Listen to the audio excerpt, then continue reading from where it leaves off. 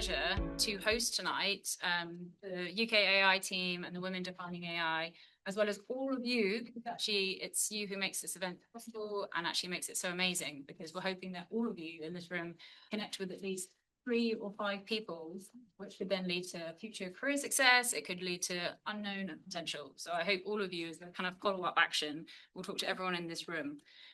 My name's Sarah Wrench. I've got many titles, so I'm sorry it'll take a second to go through them, but I'm the BCS Pride chair. I'm the representative co-founder.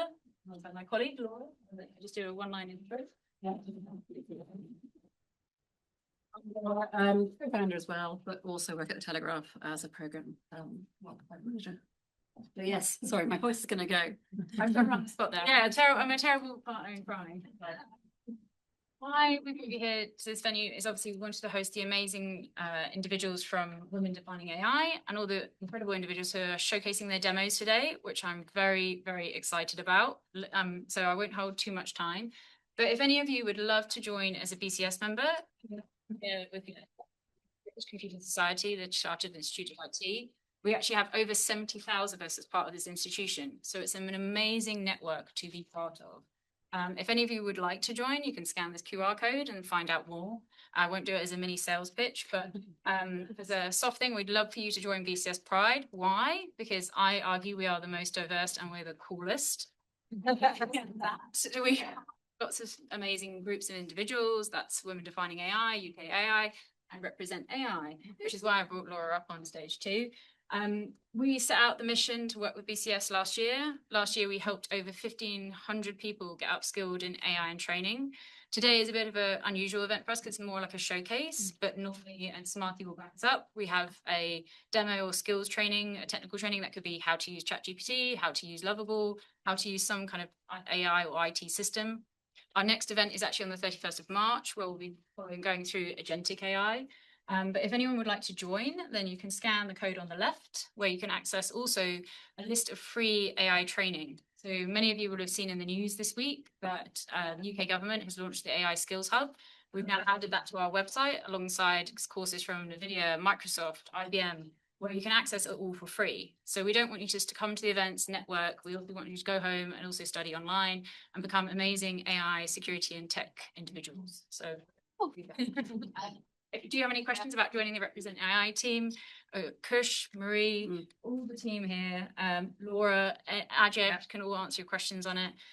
We'd love for you to join. And we do have a number of roles that we are going to be trying to fill as well. We talked about it a couple of weeks ago, so watch the space, but we could give you some help. Yeah, so we would love that. But without further ado, I want to hand over to Tim from UKAI to talk about the amazing work they've been doing. And yeah, look forward to hearing everyone speak. Thank you very much. Thank you. Yeah, well, thank you very much. Great to see everybody. Good evening. My name is Tim and I'm the CEO of UKAI. I wanted to tell you a little bit about UKAI just because it's part of the story of how we then help support the fantastic work which Women in AI is doing as well. So we started really because we wanted to show that there was a more responsible side of the AI industry. My background over the last 8 years is building AI businesses, and there are many challenges in the AI industry, from copyright through to the sustainability aspect of it, through to things like diversity and lack of bias. Bias and lack of diversity.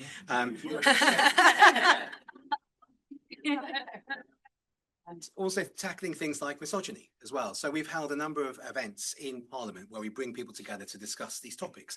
And we believe that as an industry, that it's our responsibility to be able to actually address these issues, investigate them, and come forward with solutions around them.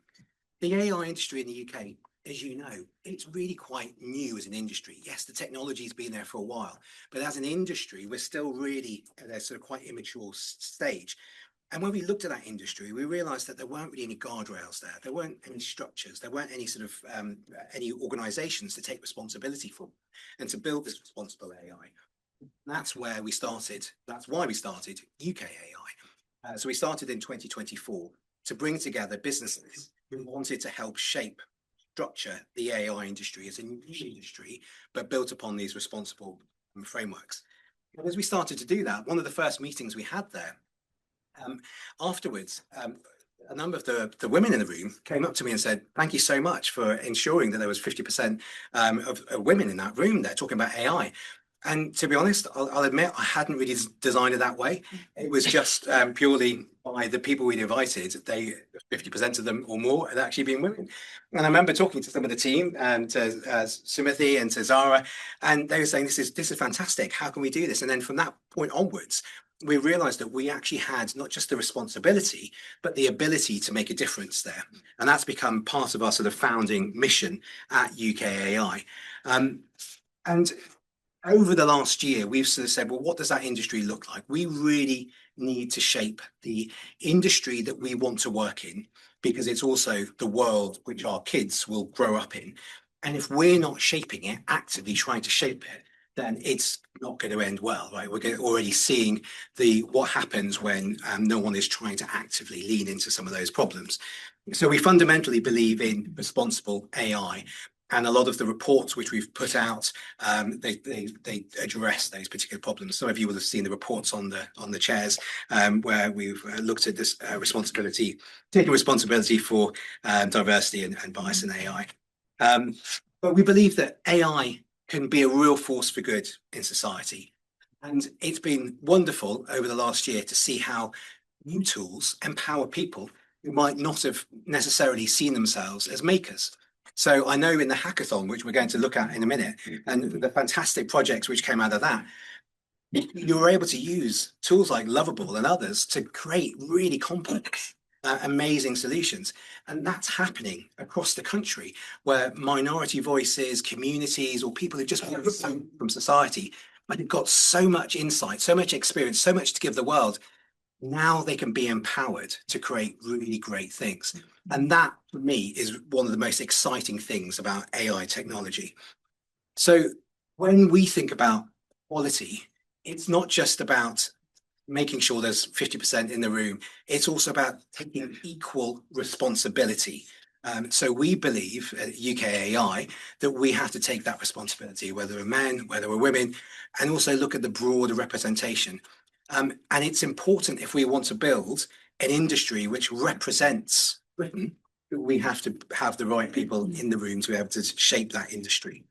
So I'm going to wrap up by just saying that I'm really proud to be here as an ally to support the incredible work which the Women in AI group and Sumithi and Zara and the rest of the team have put on here.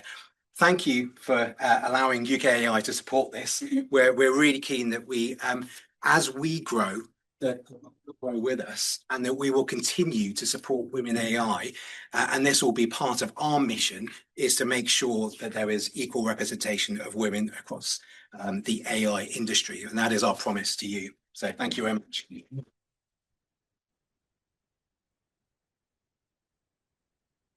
Oh, and sorry, I should have introduced, Baroness. I can say hello to myself. Yeah. It's a wonderful privilege to have you. But yeah, please do join us on the stage. I should have clicked the clicker as well. Thank you, Mr. Ally, Tim Black. Failed the first hurdle. Actually, that's one of my favorite photos. And thank you for putting that up. Usually I have to defend my photo, but anyway, good evening. Thank you so much, Sarah Wrench, Tim Flagg, and Zara. Thank you, ladies and gentlemen. It's a great honor and privilege to be here with leaders of industry and policy and innovation, and because the future of AI, artificial intelligence, advanced tech, are you and us. And I think this is so exciting. I don't think that I have been in a room which is filled with women leaders, except when I've hosted them in the House of Lords, and I have tried a lot. Actually, I've had thank you very much, UKAI. I really, really am grateful. I've had a long establishment in terms of my relationship with BSc, and in fact, under Dan Aldridge, when I was chairing the all-party parliamentary group on Metaverse and Web3, and they said, what? They kept saying that for quite a little while until we kind of got going. Anyway, the APPG, which is All Party Parliamentary Group on Metaverse and Web3, is at the moment at a standstill. Instead, we're kind of doing a series of roundtable, always ensure that, you know, the room that I step in has really fair representation, because there are such incredible numbers of women in all across and all, I think, strata of organizations. So anyway, so I worked really hard for this, okay? Still not signed up to ChatGTP, but I really fear for my data. And I'm giving away all my prejudices, okay? So, but anyway, I do want to speak with you about a little bit of kind of my own experience. My name is Manzila Uddin. I've been a member of the House of Lords for 27 years. This is my 28th year. And I don't think that I would have considered in the ultimate club in the, you know, in this world, where I would always go away with 4 or 5 good network, which will mean there's a good leg up for me. I haven't experienced that, but I'm sure you will prove me wrong today anyway, because you're among some of the best, and clearly, you know, you have enormous amount of respect and courage and vision to make it a reality. I think networking is really important, but effective networking to make good the work that we do are absolutely critical. What do I also want to say? So women defining AI, I think it's really important, because I don't think that just, you know, and I'm going to be a bit brash for an Asian Muslim woman, the sexiness of AI isn't complete when you're talking about advanced technology, because it comes with a whole array of technologies. And I've been fascinated with technology since God only knows when. I have a 47, he will be horrified, 47-year-old son who has learning disability and autistic. And I think about 43 years ago, so I went to the education department, then the ILEA, and said, do you have any equipment that might help my son to help him learn speak and do all the things that he can know and he's got it in his brain, but somehow he can express it? And they said to me, you're mad, and then go away from us. And yes, so, but I said, look, I've read a book called Simple Simon, written in 1966 or 65, and it was written in America. Why can't we have advanced technology here? Why can't we have a technology that assists us, our lives, you know? And so really my passion is for making sure all this incredible energy of innovation and vision for a better world is actually practicable. It actually makes sense to people's lives. So, you know, our world is meeting countless defining moments at the moment, and everybody says it's the frontier of technology. And, you know, it's emboldened itself as organizations, public services, private sector continue to garner information and data to meet the, you know, today's demand. And many challenges are ahead of us, not least because bots are now talking to each other and they don't want any human interaction, right? And Grok, whatever it is, some time to go there and say, can you draw up an Asian Muslim woman in a hijab and see, you know, what you can do with them? But anyway, they can't even get my profile right. So artificial intelligence hasn't got everything right, and quantum technology and the wider deep tech ecosystem are no longer emerging on the margins. And your report executive summary says it's interwoven within our lives and becoming foundation of our economy, security, and public services.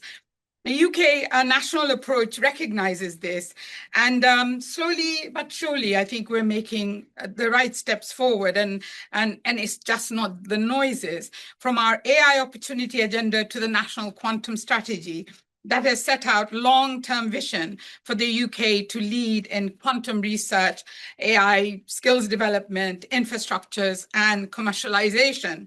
These strategies signal a clear ambition for Britain to be a global science and technology leader. And we have embedded technology across health, education, and criminal justice system. And I thought I'd just point that out to you because those are some of the areas we have huge amount of work to do. While it remains disjointed in the absence of overall agreement on how we create one set wallet and ID, and I've been chairing the digital ID all-party parliamentary group for the last 2 years, co-chairing with Alison Gardner, and which we want it to be cohesive and trusted, all of which must be principled and value-based. Our strength lies in clarity and strategic prioritization on issues of fear and confidence amongst ordinary public about what it means in terms of their information being in many of our custody, garnered and stored. Transparency, therefore, is not a side issue to be sorted later as is exclusion.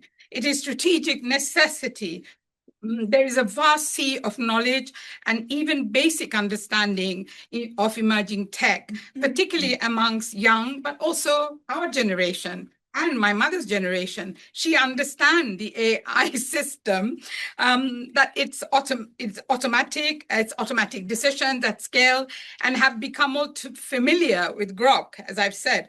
But younger generations have now to make sense of the fact that quantum technologies will transform data security, finance, health, and our national infrastructures. Many still don't know how. Deep tech amplifies both opportunity and risk. Just as we were getting used to AI opportunities and disruptions means to our everyday and professional lives, these just simply means we have another something to tackle. If these systems are designed and governed by narrow groups of same old networks of boys and men, not allies, we magnify bias, fragility, and exclusion. That is a fact.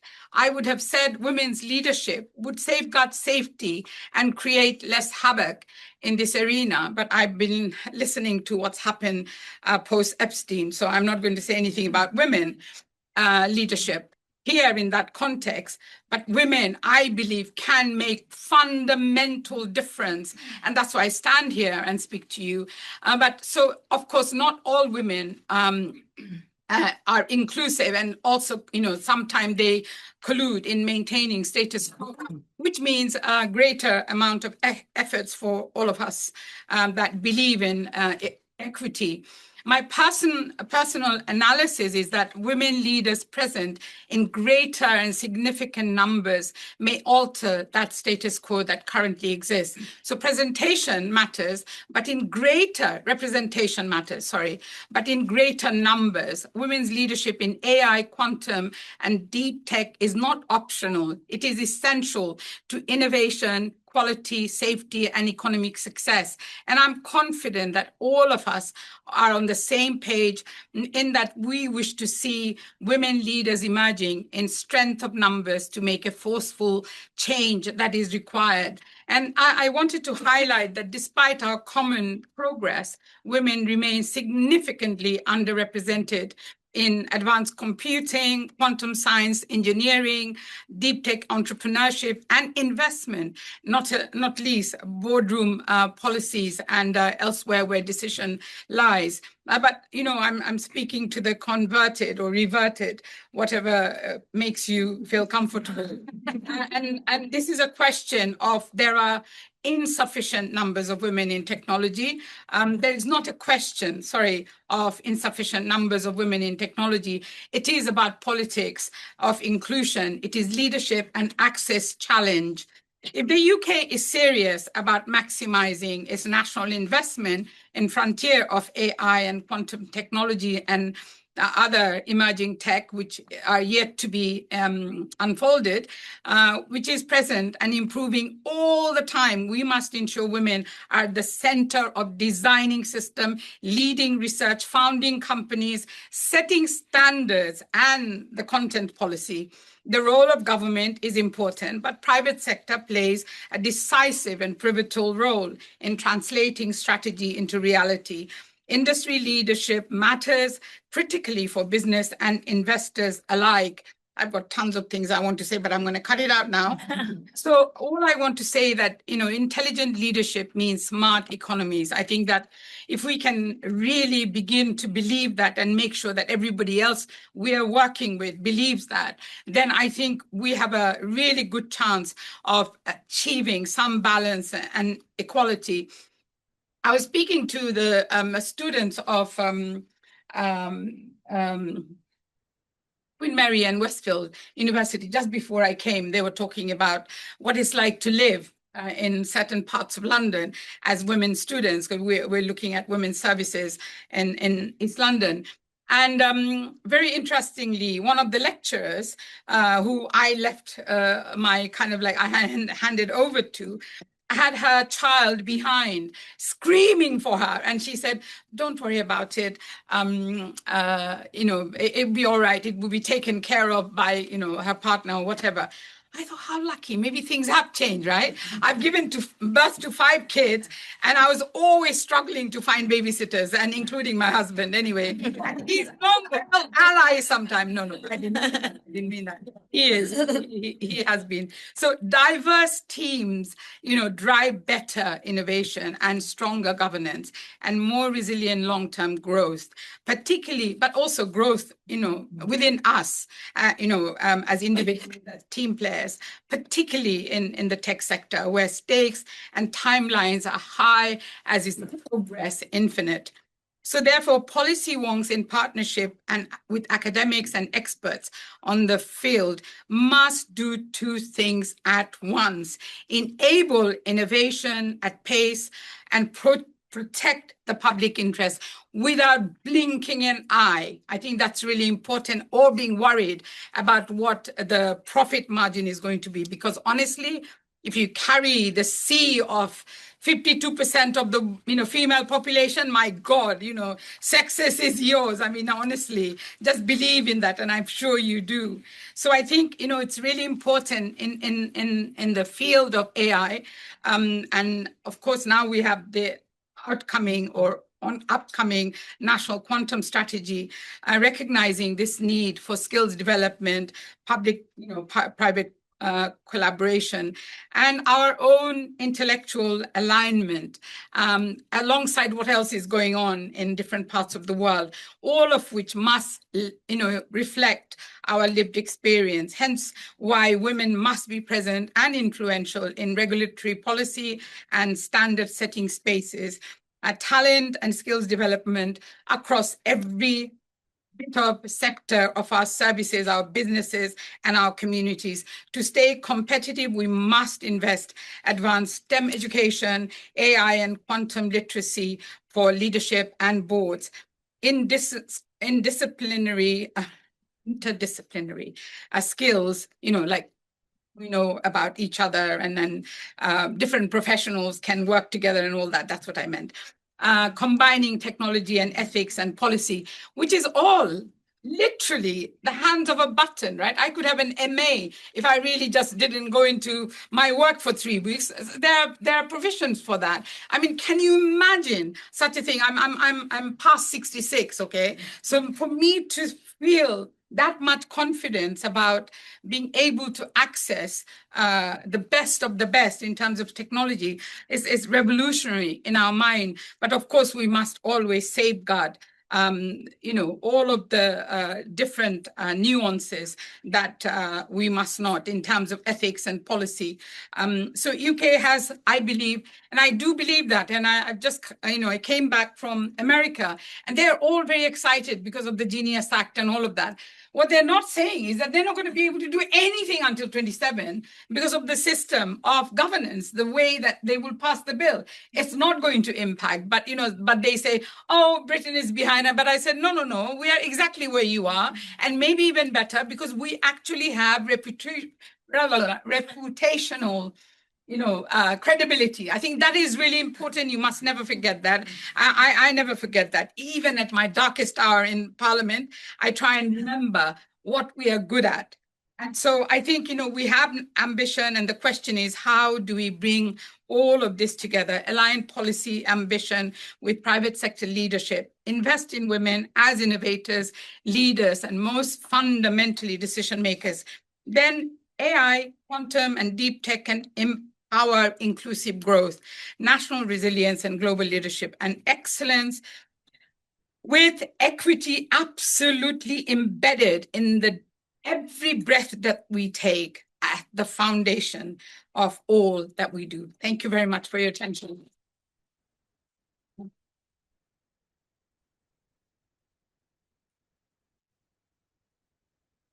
Thank you, Baroness Uddin. Hello, how's everyone doing? Good. So my name is Sumati Menon. I am the regional lead for Women Defining AI, UK. And I'm also one of the founding members of Women in AI group, which is chaired by Zara at UKAI. And I have been busy with running and organizing this hackathon that you're all here for the last 3 months or so. So before we start, I want you to hear something. Please note our booking system has now changed. To contact us about a new or ongoing medical issue, please complete our online form on our website at sorryWeLeftYouBehindMedical.com. Okay. I see that a lot of you were nodding. You know this. What if you don't know how to navigate to the browser? Or you find it fiddly? What if your eyes hurt? What if you have no one with you who can do this because, you can't do this all the time? And what if you were my grandmother? What if you were my elderly dad? The surgery will let you stay on, and eventually someone will come and who'll fill up the form when you talk to them.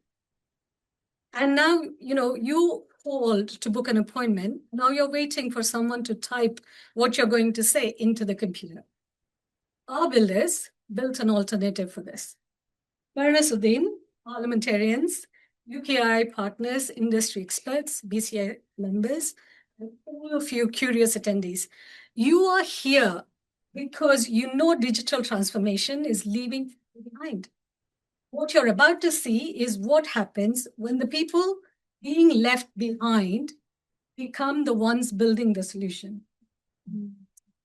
The current narrative tells women and other marginalized sections that AI is a technical race, that if you do not know how to write in Python, you're left behind. We didn't believe that. We believe that AI needs your intuition. It needs your intuition, not your ability to code. We believe that those with lived experience, mothers, carers, clinicians, are the best people to identify friction in public services because they navigate them every day. We didn't just want to teach women how to use AI. We wanted them to move from being passive users to creators of AI. So let's talk a little bit about the journey. It's a very busy, but you have to see this. So in true women defining AI style, we started with a cohort with roughly 50% identified as AI beginners. Women and non-binary individuals who'd never built anything technical. We told them, you don't need to know Python. You need to know what problems are worth solving. And here's what happened. Right? You can see on the right-hand side. They learned to think like software developers, like engineers, not by taking courses, but by building. When the voice agent didn't understand next Friday, they didn't give up. They debugged it. When the database security broke, they fixed it. They used tools that sound intimidating, GitHub, command line interfaces, Visual Studio Code. AI coding is like Claude code. Because these tools, like Tim said, are now accessible to anyone willing to learn and use them using English. The result, thousands of lines of code. Between this team, they built more than 100,000 lines of code, about 55 screens.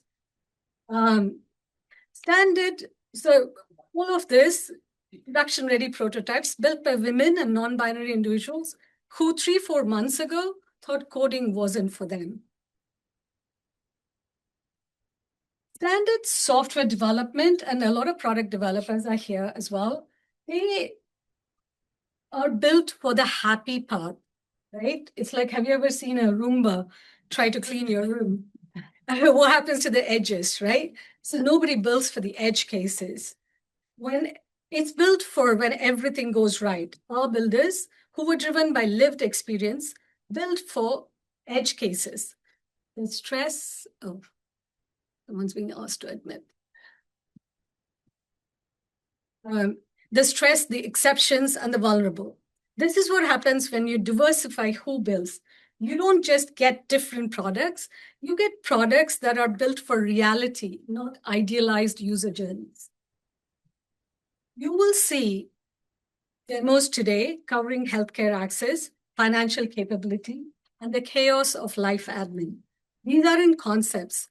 Industry experts have confirmed these prototypes meet national tender requirements, and they're aligned to the national agentic tender that was released as part of the UK Opportunities Plan. So, what do we want from you today?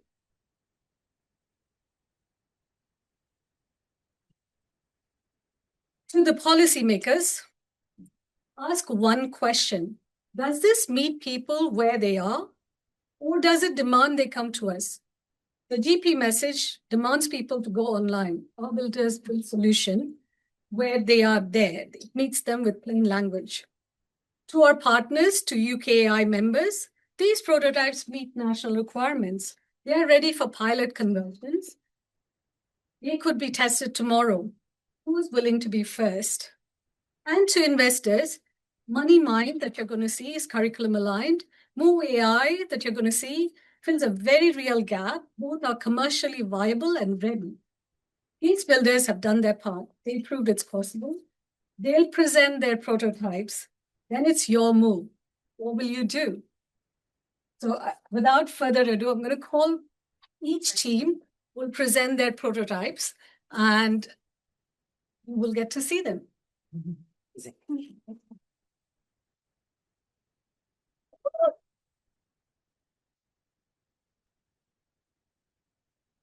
Hey, this is amazing, by the way. Thank you so much. And thank you very much for the very warm welcome and fantastic speeches that we've had so far. So my name is Mary. You've already met Sumati, and then Cornelia and I are going to be presenting about Talk and Book, which is basically kind of our solution to the problem that Sumati presented. So I think I don't know how this is going to work. So the video works. Anyway, so you know the problem basically around kind of how to book a GP appointment. It's something that we've all faced. Obviously, this is even more challenging if you're elderly or lack tech skills, etc. To give you an idea, my mom is 81 years old. She started her career as a punch card programmer. She and is relatively tech savvy. I literally get phone calls every week from her about some form of technology. This is something that most of you can actually relate with. So we won't kind of spend too much time in the problem, but we'll tell you a little bit about how we built this. And to be honest, I think that this is kind of representative of the journey that most of the teams that you'll see here gone through. So the first and foremost is basically to lean heavily on prompting and kind of put this into context. You'll see in the far left, the logo of Prompt Cowboy, who literally turns lazy prompts into great prompts to help us build a product requirements document. And then through kind of iterations in different LLM tools, building out a good PRD, and then also asking one of the free tools to help us build a great prompt to actually use in our paid subscription of Lovable, right? So we were actually all received credits from Lovable, so we use that. And then each of us actually then generated our own prototypes.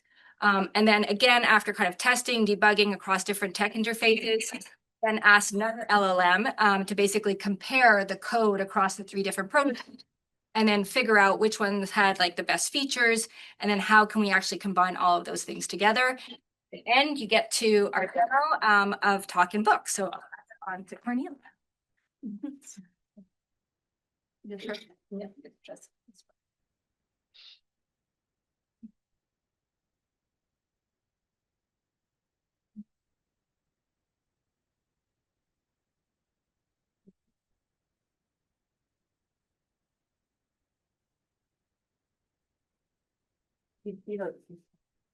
Thing there. I can't see it here. Yeah.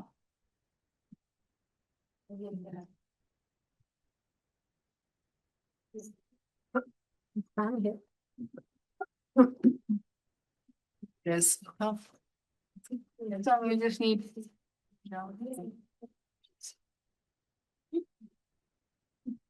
So it is an autoplay.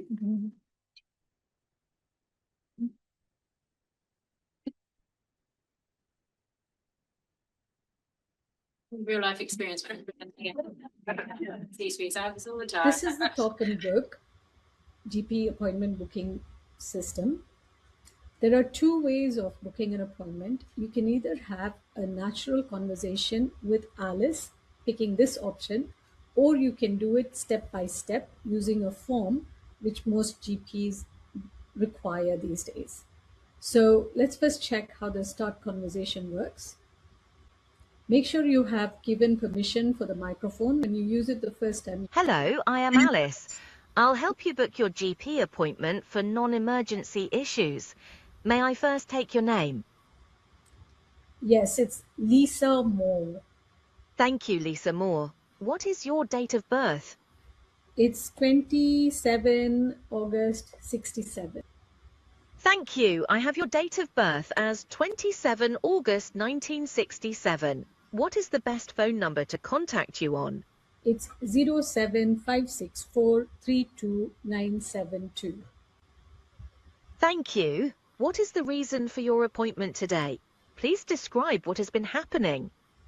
I have chronic arthritis and psoriasis, and I have had a flare up because of which I'm not able to walk at all this morning. I've been having this for 3-4 days. Thank you for explaining that. So you have chronic arthritis and psoriasis, and for the past 3 to 4 days you have had a flare-up, and this morning you are not able to walk at all. How long have you had these current flare-up symptoms? Is it 3 to 4 days? Yes, it started 4 days ago. Thank you for confirming. When would you like your appointment? You can say as soon as possible or tell me a preferred day and time. Yeah, can I get it tomorrow first thing? Thank you. I will pass this request to the GP team now. Goodbye for now. Okay, so now this has all the information, Lisa Moore, date of birth, and it's put the arthritis, flare up, and it's converted 4 days into actual date, and it's put the preferred date and time as that. I hit continue. It's created an email. Now I have an option of either open it and send the email, or I can copy it and send it in my own email. This is what we have. I'm going to go back to options. If you use the form, you just basically go through each of that. You can talk your responses, and then in the end, you get to read all the options that are given.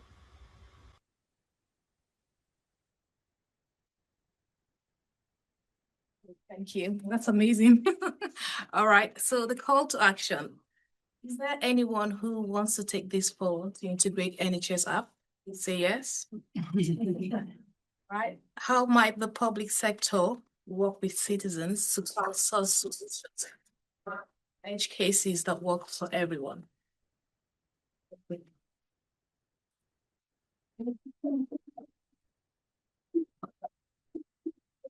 For a very quick Q&A, maybe like one of the questions if you have something. My first question is, why would we need the form option? Oh, you could be working in a place where you can't talk, maybe, and you want to just type the answers and just to give an option. But surely the people that can't fill the form of the doctor probably can't. Yeah, but I suppose when you build products just for edge cases, they don't go further. So you have to have a product which definitely is inclusive, but also captures most other options as well. So that is right. My doctor uses patches, which is a form.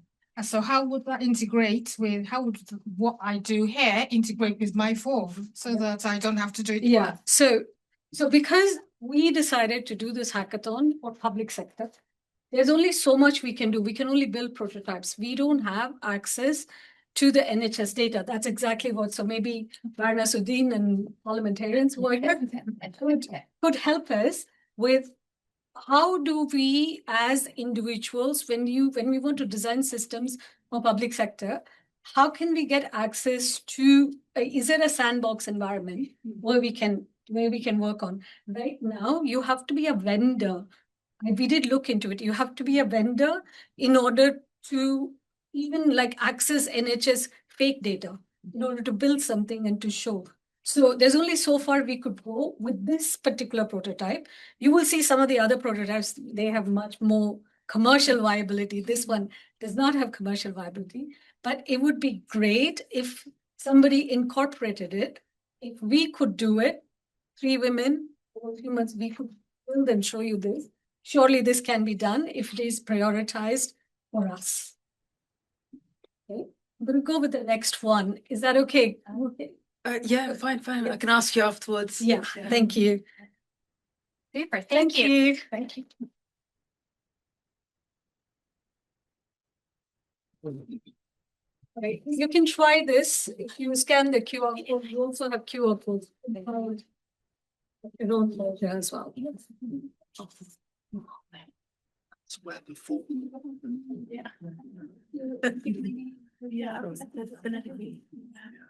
Yeah. What else would inform on the year? All right, thank you so much, everyone, for being here this evening.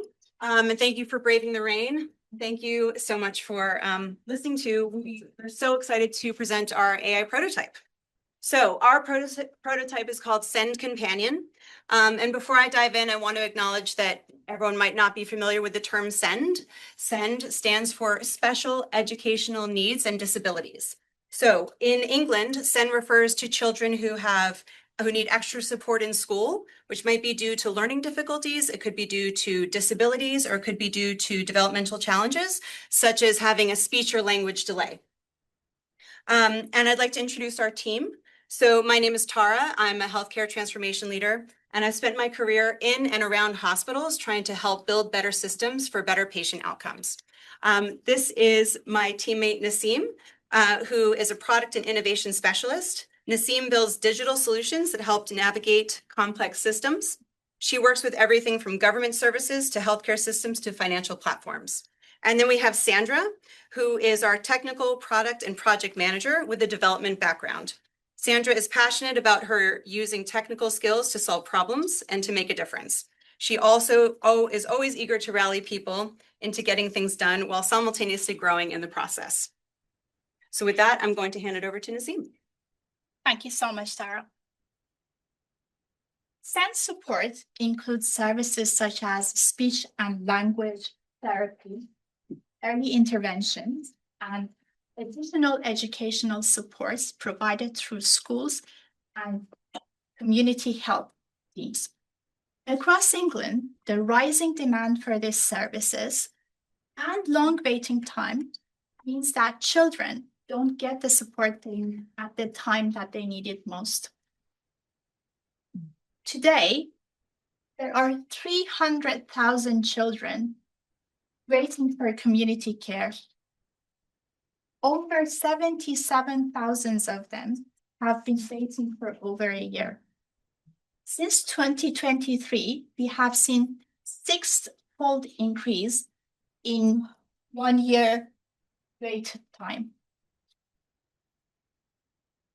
For parents and carer, this means watching their children struggling for help while trying to navigate a support system that is fragmented and complex. Imagine knowing that your child needs help, but not knowing which door to knock on first, or finding out that door will be close to your child for the next 12 months. Cognitive and emotional load that parents have is immense.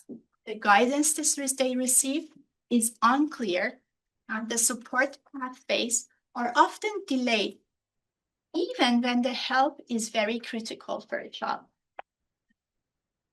The hard-to-navigate pathways drive repeated inquiries from parents, and that basically consumes local authorities and professional capacity, leading to even longer waiting time. SLT Companion is designed to address this gap, and Thara in a second will show you how that works in practice. Over to you, Thara. Thank you, Naseem. Okay, so imagine you are with your child at the playground and you see your child trying to interact with other kids, but other kids aren't responding to your child in the way that you hope that they would. And maybe you notice your child isn't speaking with the same number of words or at the same rate that other children are. Now, you look on the internet, you look on Google, you try to figure out how to help your child. What are you going to do? There's lots of conflicting information. There's information that's out of date. There's information that maybe doesn't apply to your local authority. And then you come across the SLT Companion link. So, to show you what it can do.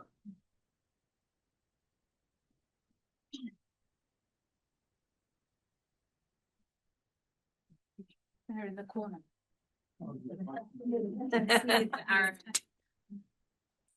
Bottom left. Call See it. the cursor. Press the clicker arrow. That should make it. Clicker. Clicker. Okay.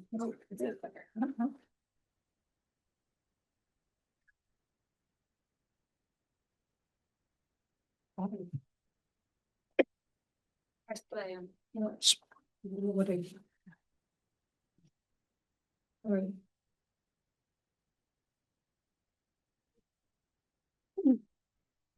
Where is he? Where is he? He was here and he fixed it. Where is he?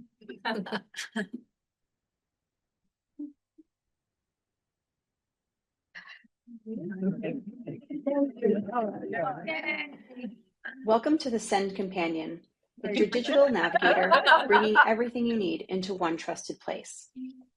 First, you need to understand what's typical for your child's age. So by selecting Help Your Child Communicate, you can filter by age. Let's take a look at 12 to 18 months. We help you identify the look-fors. Does your child turn and look at you when you speak? Do they respond to their name being called? Do they enjoy turn-taking games like peekaboo? These milestones give you data to help you decide if it's time for additional support. If you decide to seek help, the next step is often an Education, Health, and Care Plan Assessment, or EHCP assessment. It's a complex 20-week legal process. SLT Companion provides a visual timeline so you're never in the dark. We show you exactly what to do at each stage to avoid delays. You'll see a list of required evidence, such as school observations and parental statements, with ready-to-use templates. Plus, you can track your progress right at the bottom of the page. Let's take a look. So when you look at initial concerns, you'll see this pop up, and it'll give you some recommended actions, such as keeping a diary of your child's behaviors and challenges, talking to your child's teacher about your concerns, and speaking with your GP or health visitor. You see the progress there. You can put notes and then click Done, and it brings you to the next level. When you have questions at 2 a.m., our AI assistant is there. But unlike general AI, ours is walled. It only uses verified information from government resources, established charities, and legal precedents. No hallucinations, just trustworthy guidance with direct citations to the sources. Let's give it a try. What documentation does my local authority require?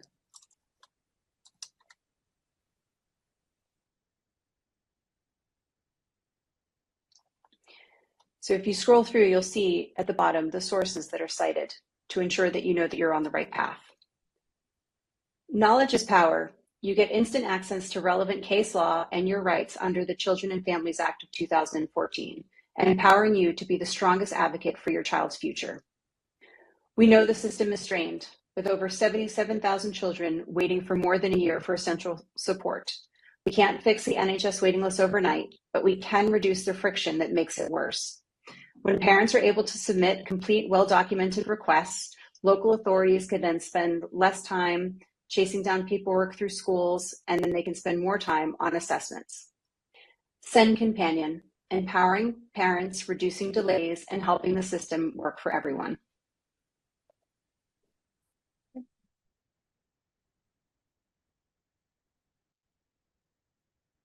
You'll see, which we have throughout the prototype, that this doesn't replace medical advice. We're very clear about that when we're doing this, but we also want to show that it does provide clear, actionable guidance for parents so that they know that they're taking the right step at the right time. And Sandra. Okay. In order to move forward, we need some help. So the first one is we had a couple of families and also professionals that had a go at our application and give us feedback, but we would like to have a broader audience, so do a bigger pilot to make sure we are on the correct track. Also, we need input from subject matter experts. So if you are one, or if you know some, we would be eager to listen to them and to speak with them. It can be various, so it can be local authority because the HCP can be different depending on the borough. It can be of things professional. It can also be families that are actually really equipped now to help us to build the correct content and make sure everything is up to date. And as Tara said, trust is really important in that domain. So we want to make sure the information is accurate and up to date at any time. And as the others, we are also keen to have funding, mentorship, and partnerships in order to enrich the product. So we already have a roadmap and a few other features that we would like to add, but we are keen to speak with people and just make sure we are on the correct path and just evolving it in the correct way and to be in position to launch it to market. So this is the QR code if you want to have a look. There is also the ability directly within the hub. You have a little icon that you can provide feedback straight from there if you don't want to come and speak with us. But we are really friendly. So, so here we go. That's us.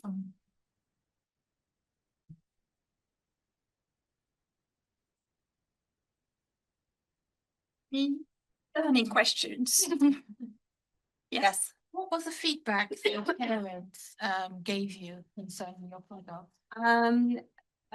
When we shared it, they started to cry and said and they had taken 28 pages worth of WhatsApp notes from different WhatsApp groups they've been part of to try and get information that they needed because they're so worried about what to do for their child.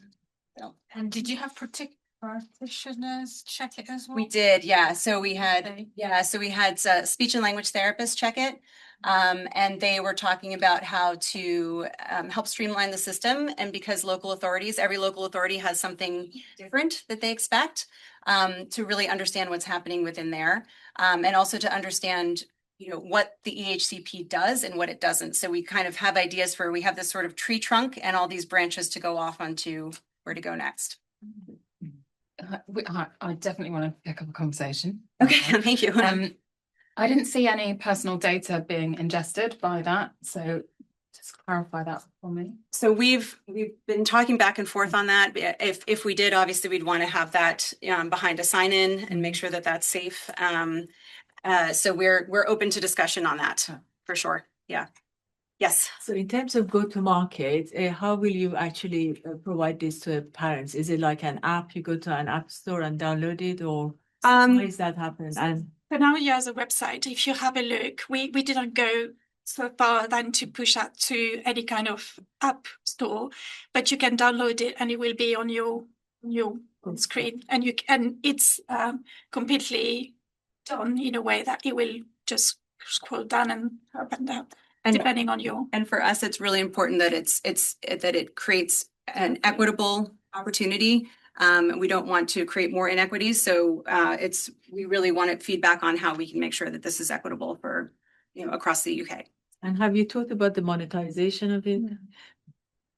We are considering different business models. The goal is to make sure that for parents and carers, it's free.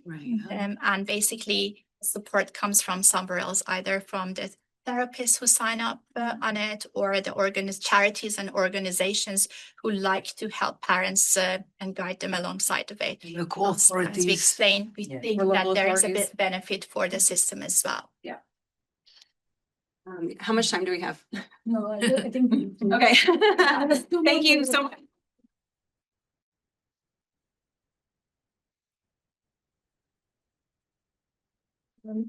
I'll invite Kirsty to say a few words. All the food and beverage sponsor was. Everyone, and thank you very much for the introduction there. So, very long-winded job title up on the screen there. Often is in the world of HR. So my name's Kirsty Evans. I'm the Senior People Experience and Development Partner at Money Group, one of the sponsors of today. So for those of you that don't know Money Group, we are a fintech business behind some familiar household names to you. So moneysupermarket.com, price comparison website, I'm seeing some nods, which is a good start. Martin Lewis's Money Saving Expert, and also Quidco, which is a cashback app. If you've not heard of that, definitely get on the App Store and save yourself some money on that as well. What's the name? Quidco. So if you hadn't guessed, all of our brands have a common goal, which is helping households save money one way or another. So in my role, I look after learning and development, employee engagement, diversity and inclusion, as well as running our female leadership forum. And in addition to that, I sit on our colleague AI steerco, which is all about helping to accelerate colleague productivity through AI. So a big focus of my work is making sure that all colleagues have equal opportunity to build AI skills and build their confidence using AI. So we've got around 500 people in our organisation. About a third of that is people in the tech and product space. But we want to make sure that we're upskilling every single person, regardless of their role. So regardless of background, regardless of what role you're in, we want to make sure that it's accessible for all. So we're building that foundational knowledge so that anyone like me in HR can try and do the work of what some of the ladies we've seen here today are doing. So aim is so that no one's getting left behind. We are looking at different work streams, like how do we make sure every new joiner in our organisation comes in and then find everyone else.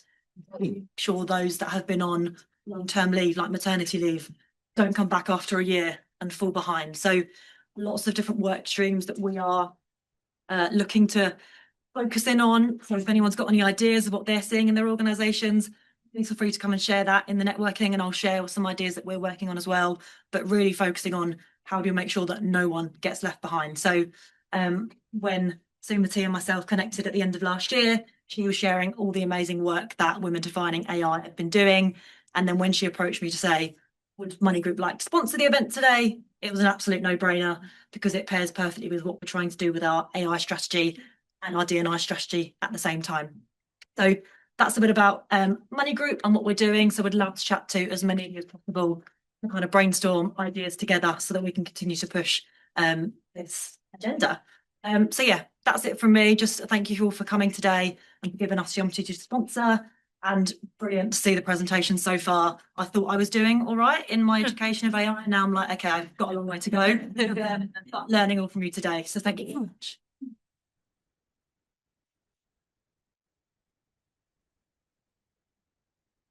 I'm going to invite the next team, Move.ai.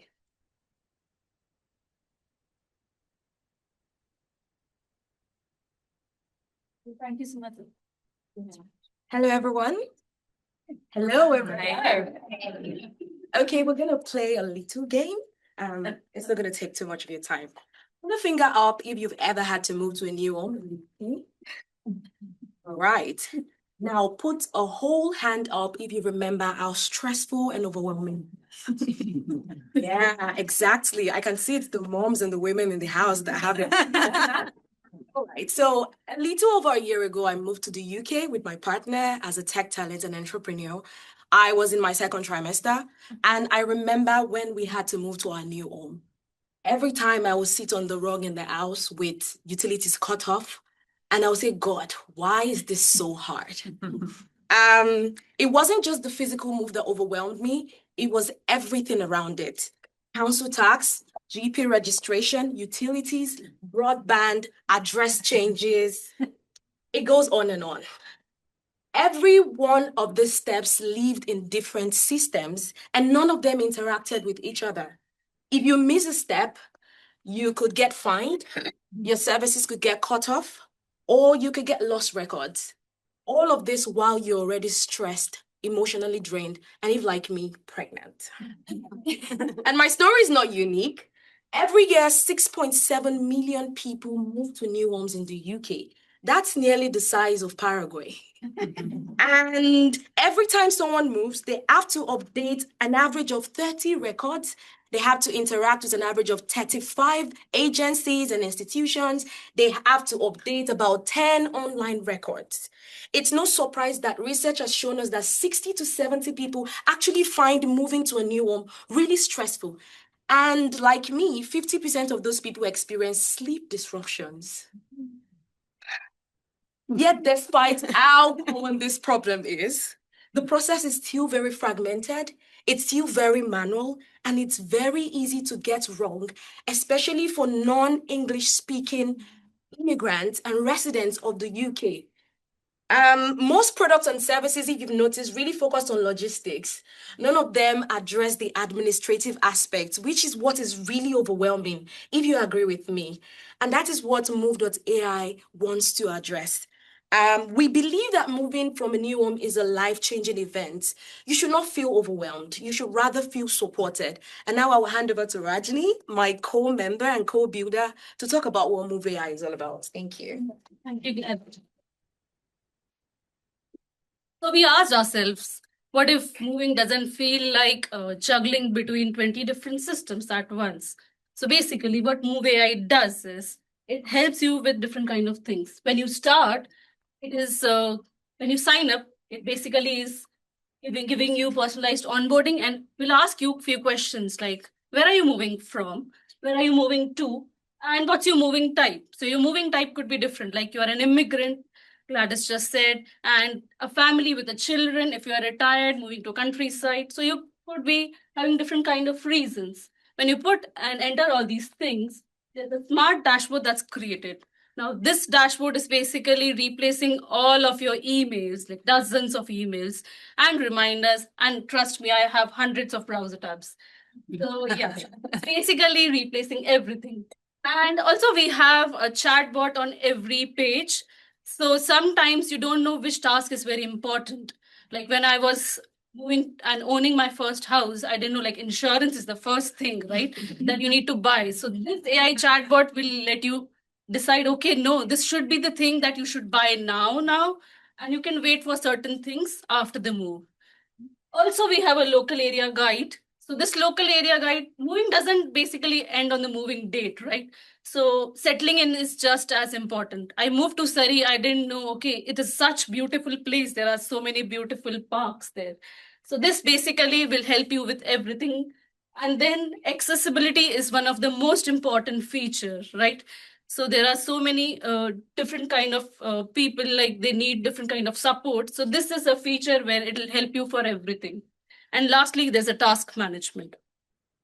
We have a video from our teammate Eva, which is not, she's not here today, but yeah, it's a lovely video and it'll take you through our product.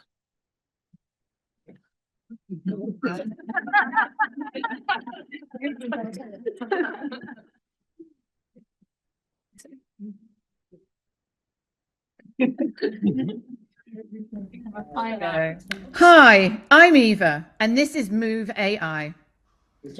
Move.ai is an AI-powered moving companion designed to guide you through everything step by step. Here we have our homepage. You can start your new journey here, or you can click through if you're already registered. We recognise that people don't always want to register with a new tool straight away, so we've included some high-level FAQs so people can quickly understand what the app does before deciding to sign up. Onboarding is quick and simple. You will tell us about your moving situation, your moving date, and where you're moving from and to. This all helps Move.ai to understand what applies to you and, just as importantly, what doesn't. Once you're in, you land on your dashboard. You'll see a personalised greeting, a live countdown to moving day, and priority tasks based on how close your move is. Each task links directly to the correct official service, so there's no guessing or Googling. The checklist brings everything together in one place. Tasks are grouped by category, so government, healthcare, and you can quickly sort by priority or due date. As you complete your tasks, your progress is tracked automatically. And if you're unsure about anything at any stage, the AI Move Assistant is available on every page. The assistant gives clear, context-aware answers based on your move and your situation. It can suggest additional tasks which you can directly add to your checklist. So nothing gets lost between planning and move. Move.ai also helps you after the move. The local area guides provide personalised information about your new neighbourhood, from nearby schools and parks. Accessibility is built in from the start. Users can select their preferred language and other options. Move.ai brings personalised checklists, AI-powered guidance, and accessibility-first design together in one place to make moving simpler and less stressful. Explore our prototype today.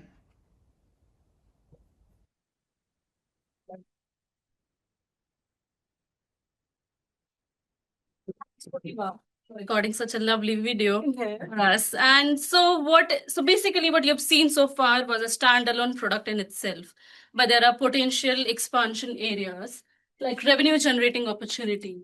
So we would like to advert local businesses and talk to estate agents and builders. Also, we all thought of having a speech to AI, a text AI assistant. Like when you are packing and are on the move, you don't have time to like fill in things. You can just talk in the seamless communication and that will help you with the voice command. And also, like I said, sometimes we are moving because we are a homeowner and we are renting. So there are different kind of things we would all want to integrate that with multilingual language friendly support. We have few languages so far, but we would want to extend it further. What is our ask from this today? So we would want to speak and test this with housing providers, council, and relocation services interested in piloting this with us. And we would want to talk to government or utility partners, integrate the data flow through an API, which will help us in no duplication and errors. Also, we would also want to talk to users and domain experts or mentors or funders to take this from prototype to a real world deployment. So that's what our product is all about. Thank you.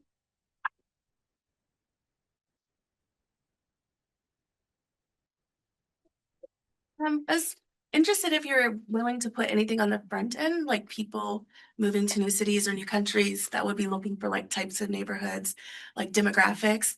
And I'll just say I really like this. As someone that moved to the UK, I didn't know what council tax was for like a year. It's really nice, but that might be a way to make money too if you have like builders in the beginning, like come to this neighborhood, we're professionals or we're family oriented. Yeah, it's an interesting thing. Yeah, we would love to have that in our product. So, of course, we'll build in that in this. What sort of input do you need to personalize the experience?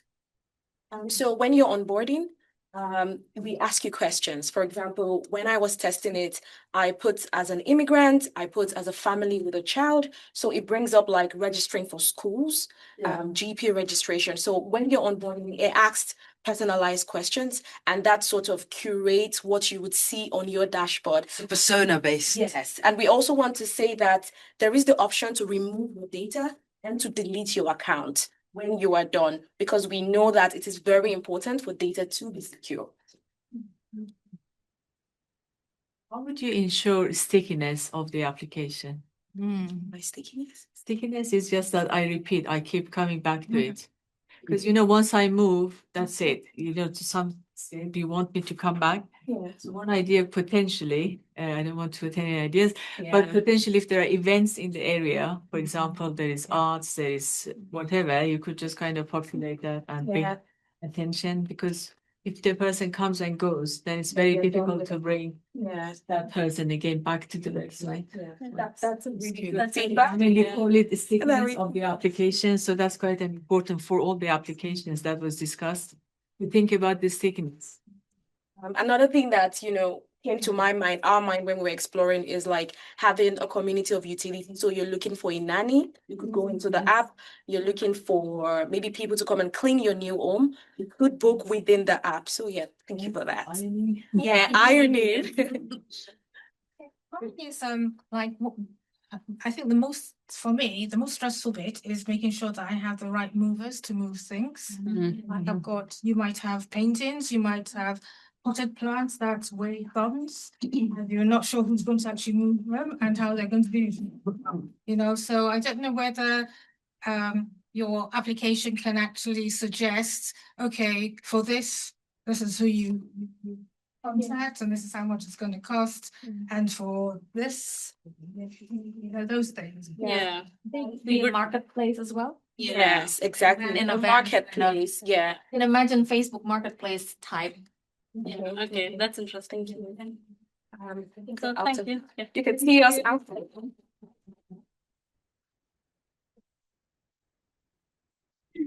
Oh my God, my hands are so wet.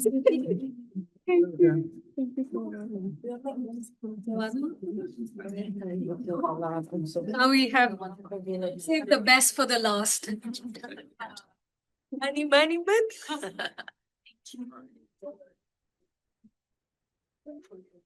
Good evening, everyone. We are Team Mind. I'm Ranjini, an engineering manager who loves to turn bold ideas into reliable, scalable application. This is Joanna, product and brand lead, and the brain behind the vision for Money Mind. Yasira is the project manager, also design and architect powerhouse. So together, brilliant team. So what exactly is Money Mind? I will leave it to Joanna to take us through that. Thank you so much. Before we start, can I ask you a few questions? Very quick ones. Who thinks that financial education is important? Please raise your hand. Quite a few of you. All right. Who think that financial education could improve our children's future? Who thinks that financial education is part of a school system? Should be. Not many. So as we can see, most of us agree that financial education is important, yet our children are not being taught how to manage money at school. Yeah.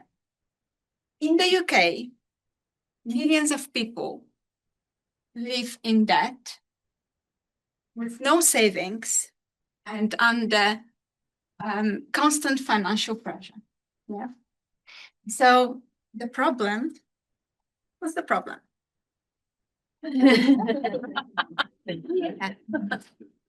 It's not because they are irresponsible.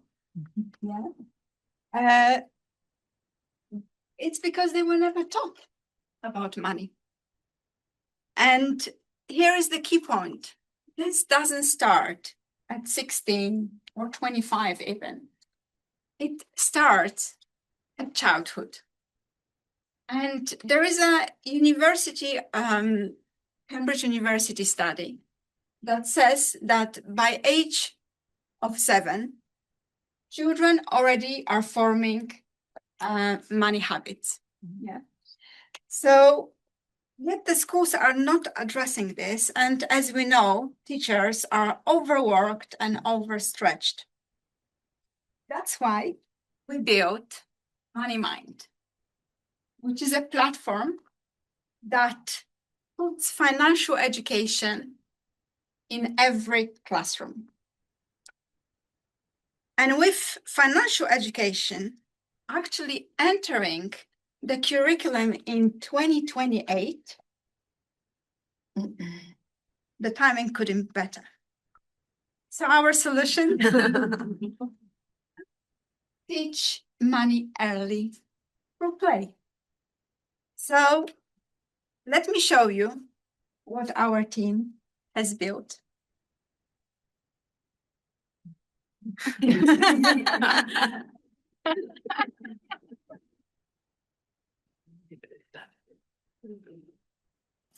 Hello, I'm Joanna, and I'm delighted to introduce you to MoneyMind. MoneyMind is a teacher-led financial education platform for children aged 8 to 11, designed to help them build healthy money habits through play and classroom discussion. Children learn through short, engaging modules made up of challenges and missions, where they explore such ideas as digital safety, needs versus wants, smart spending and saving, budgeting. Rather than tell you how MoneyMind works, I would like you to hear how children experience it. My name's Renee and I'm 9 years old. Renee, what game would you like to play? Coin Master. Logan? Would you rather? Would you rather be known as the richest kid in school or the kindest? I would choose the kindest because everyone would like you more. Would you rather £1,000 now or 100 that doubles every day for a week? 100 that doubles daily. My name is Victor and I am 10 years old. Can I play needs versus wants? It sounds exciting and I think people should learn about how to use their money. Decision time. You have £5. You need a new pencil for school, but you also want a chocolate bar. What should you buy first? Buy the chocolate bar first, or buy the pencil first, or ask Mum for more money? I buy the pencil first. There's also that. Hi, I'm Julius and I am 11 years old. Can I please have shopping challenge? Let's choose the bronze challenge. 500 Challenge about? The challenge is about looking and comparing the deals. A would be cheaper because it's 1 kilogram for £2 and not £2 and 10 pence. It would be better. Tell me, what do you think about MoneyMind? It makes learning actually fun. The best bit is also about how you don't realise that you're learning. So would you like to use it at your school? Yes. Oh, definitely. Imagine if every child had a chance to learn about money in a way that feels safe, human, and empowering. That's the future we're designing for.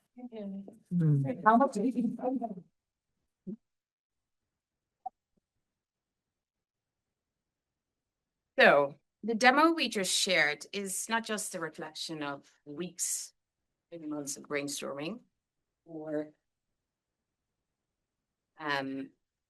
perfecting the art of prompting, which was new to me, but it's also a peek into a platform which has the potential to deliver real impact across 3 critical dimensions.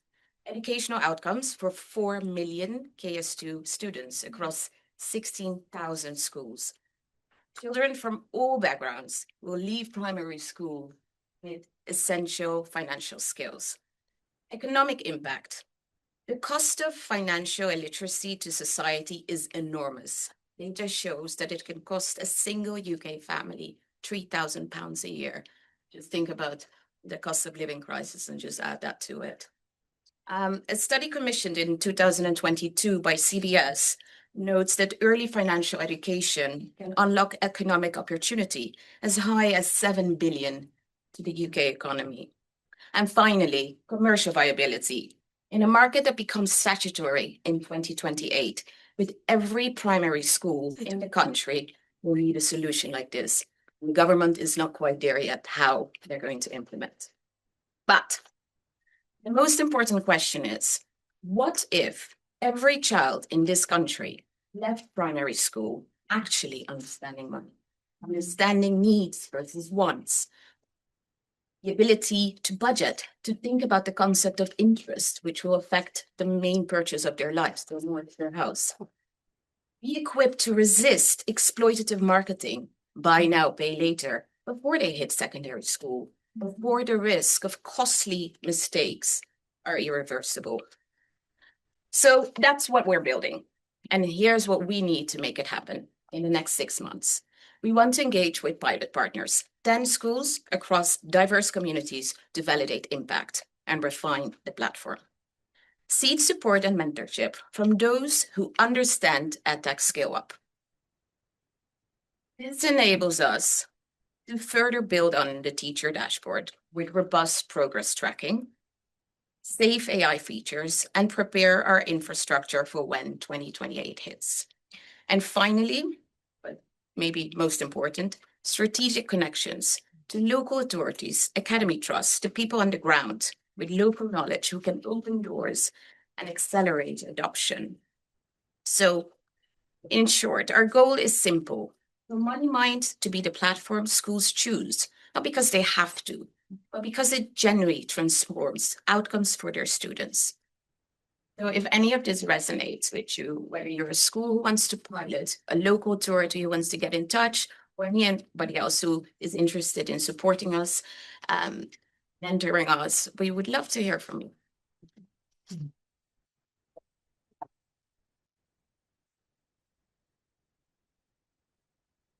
Oops. Yes. This is brilliant, by the way. Were there any kind of apps that you guys took learnings from? Like when I looked at it, one of the things that came to mind was Duolingo. Like I think it feels very much in the same way, and it's fun, it's interactive, it's gamified. So I was just curious to understand if that was one of the sort of products that you guys took inspiration from, or if not, what other products that did you take inspiration from? We looked at different platforms, and Duolingo obviously is very popular, and who doesn't use Duolingo here? And we use it TT Rockstars. So this is one thing that has been widely implemented in all the primary schools. Though TT Rockstars is a very simple concept because it requires, it doesn't require a lot of things, it's just memorizing. Whereas with this, we wanted to make it very interactive and very fun. And we didn't want to replace teachers with this application, and we didn't want to give these applications for children to play on their own. Because when we talk about finance, we need a discussion, we need some guidance. And I think this is the best way to teach children finance. And just like one thing, what's the reason behind, what's the story behind? My son, whom you mostly met when you were entering, he's at the back of this room, and my daughter, I wanted them to be able to manage their money. My daughter is 10 years old, and she already knows how money works. She's already investing. I'm not kidding. She receives money from her grandparents, and she's putting this into investing account. So I know that this can be done, and we just need to make it fun.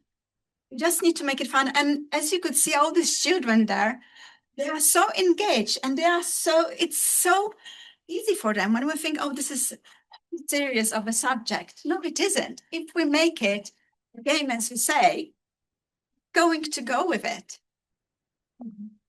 Yeah.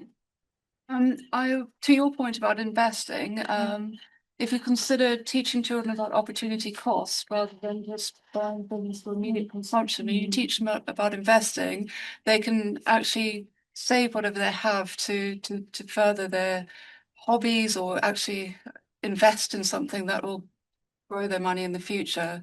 I think that would be investing with a fund in terms of funding and mentorship. If you actually partner with a fund rather than a school pilot, they will be able to help you with go to market. You are very right, and I couldn't agree more with you. We are already have some modules about this, and a lot of it is psychology. And we need to understand what drives our money decisions. So I have a very impulsive daughter. The minute she gets money, she will actively look for something to spend it on. It doesn't matter what it is. Very different to her sister. So yes, there's a lot of psychology behind it and sort of thinking. I think money, 80% of it is psychology. So obviously we need to understand and know certain things. But a lot of it is really money habits that we gain when we are young. And the whole psychology, as you said. Yes. And it's also the intention of the government to not make it part of the maths curriculum, but the PSHE. Yes, that's it's very high level. Yeah. Curious how you develop the curriculum or the play. How you develop it? How have you developed it? Have you used SMEs? Have you used? Yeah, that's like on the ground. So with the children themselves. So we are all three mothers. Yeah. So that was the first step. Joanna was involved with her own school, but that's also part of our ask now to go a step further and actually pilot with more schools, get a more comprehensive picture of what the needs are. Let them go and have a go at the games, and sort of add to that and perfect it. Do we know what's in the, what do you call it? The statutory requirements that the government's going to bring out in 2028? We don't. There is not even a budget. And it's only 2.5 years. So it's an obligation to have some. It will happen, but the question is how. And hopefully, we have solution. Yeah, okay. From the vaccines and put into money education. Thank you.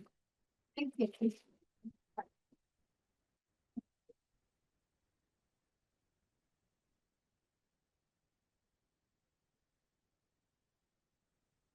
Everybody, thank you so much for coming to me. I'm Zara.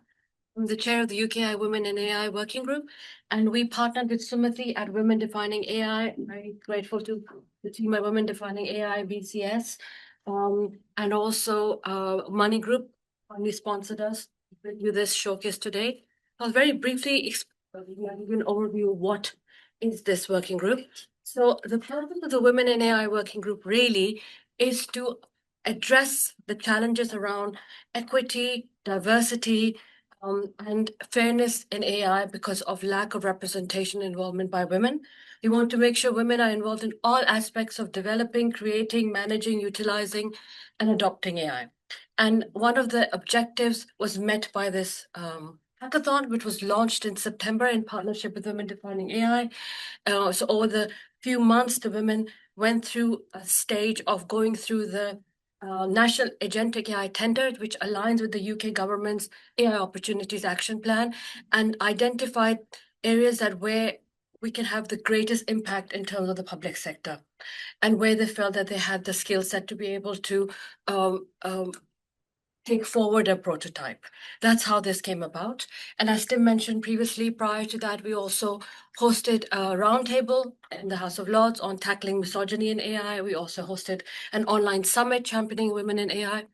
We'll be hosting our next event, which is to celebrate International Women's History Month on the 18th of March, which is a summit on increasing equity in AI. We're looking at founders of AI companies, women involved in tech for good, women involved in building trust in AI, and also male allies.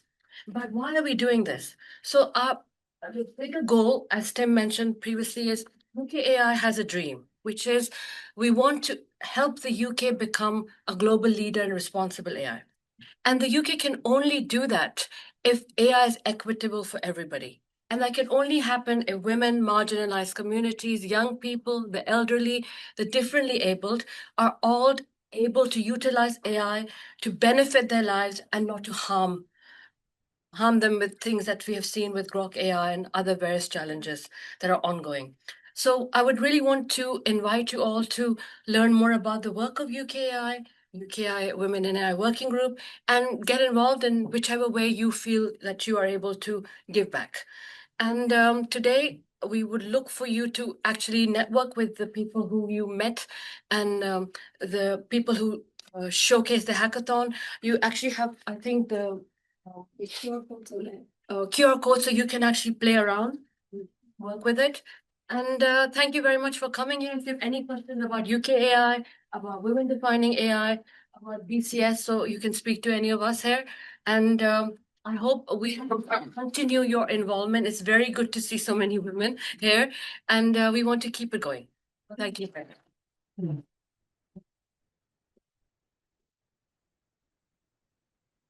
Yeah, thank you for the final close, which is also congratulate Synopsis for a fantastic thing. The team of helpers as well, not just the amazing demos and the people who built the demos, they also doubled up because I walked in and someone was a security guard today. So I nearly didn't get in the building. I just want to say a huge thank you to Tim as well and the UKAI.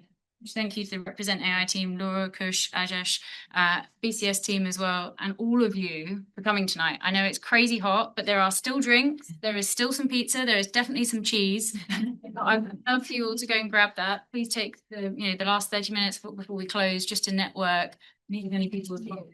And if you're not already following us, please do on LinkedIn. And if not, please join our WhatsApp group, which you can grab one of us and we'll happily add you, or again, scan the QR code at the bottom. Look forward to seeing you on the 31st for our Agentic AI. And just a quick shout out, because Claire is doing an Iconic AI event tomorrow. So grab the lady in the pink hat. And Melissa from Techish Core Women is also doing an event. So you can grab her as well if you want to go to those. So we're all about collaboration. We look forward to working with Women Defining AI and hopefully UKAI even further and more. And thank you all for coming.